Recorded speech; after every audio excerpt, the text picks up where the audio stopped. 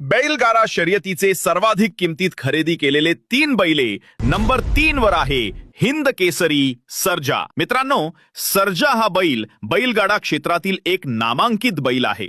सर्जा या बैलाला फलटण येथील अभिजित भैया पवार यांनी 61 लाखाला खरेदी केला। नंबर 2 वर आहे हिंद केसरी चिमण्या। मित्रांनो, चालू सीझनला टॉपला असणारा चिमण्या हा बैलगाडा क्षेत्रातील एक टॉपचा नामांकित बैल आहे। चिमण्या या बैलाला वाघोली पुणे येथील अमित भाडळे यांनी 64 लाखाला खरेदी केला। तर नंबर 1 वर आहे आदत किंग राजा।